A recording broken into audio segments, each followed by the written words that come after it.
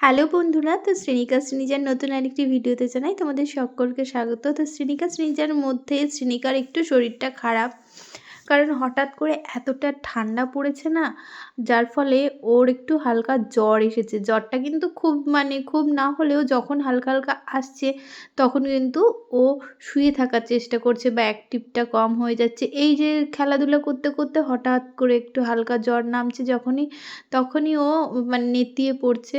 তো যাই হোক, এই জ্বরটা কিন্তু আগে পরে ওদের যতবার জ্বর হয়েছে সারতে কিন্তু ২-৩ দিন সময় লেগেছে। এই দেখো, যেমন দুধ খেতে খেতে ঘুমিয়ে পড়ছে, দুধটা পুরো ফিনিশ করছে না।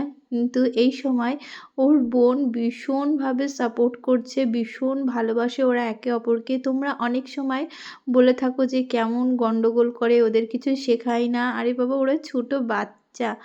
বাচ্চার মন দেখো কতটা এখন মলিন হয়ে গেছে, নরম হয়ে গেছে। দিদিভাইকে এরকম শুয়ে থাকতে দেখে ওর সাথে খেলতে পারছে না। এই জিনিসটা ওর যে কতটা খারাপ লাগছে, সত্যি মা হয়ে দেখে আমার চোখে জল চলে আসছিল যে ওর সাথে খেলতে পারছে না ওর দিদিভাই, তার জন্য ওর কতটা কষ্ট পাচ্ছে বা কতটা টেক কেয়ার করছে। আর তোমরা বলবে যে এই অসুস্থতার মধ্যে ওদের ভিডিও যেন আমি পোস্ট না করি। যাদের মনে এরকম মানে মনে মনে বলছো বা কমেন্টে বলছো টুকটাক, তো তাদেরকে বলে রাখি, তোমরা যত মানুষ ওদেরকে ভালোবাসো তাদের আশীর্বাদেরও প্রয়োজন আছে। তারা কিন্তু প্রতিদিন ওদেরকে আপডেট জানতে চায়, ওরা সুস্থ আছে কি না, ওরা কেমন আছে। অনেকে তো অপেক্ষায় থাকে কখন ভিডিও আসবে, সেই কারণেই কিন্তু আমি এই ভিডিওটা পোস্ট করেছি যে ওরা আর খুব বেশি অসুস্থ, ওই দেখেছো এখন সুস্থ হয়ে গেছে। সুস্থ হয়ে লাফিয়ে লাফিয়ে ওষুধ খাচ্ছে।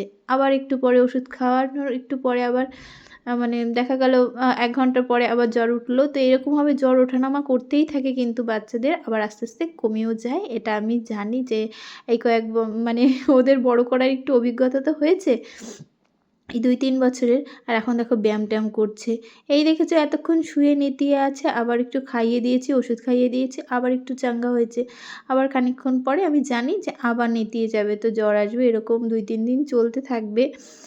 তো তোমরা যারা ওদেরকে ভালোবাসো তো আশীর্বাদ করো যেন খুব তাড়াতাড়ি ওরা সুস্থ হয়ে যায়, শ্রীনিকা সুস্থ হয়ে যায়। আর অনেকেই ভাবো যে শ্রীনিকা শ্রীনিজার দুজনের একসাথে কোনো অসুস্থতা হয় কি না।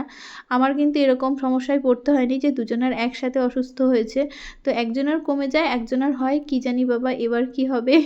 ওর ঠান্ডা লাগা কমে গেলে বা জ্বর কমে গেলে যদি শ্রীনিজার হয় তাহলে তো খুব বড় সমস্যা, কারণ সামনে আমরা বিয়েবাড়িতে যাব, হয়তো আমাদের যাওয়াই হবে না, আনন্দ করাই হবে না।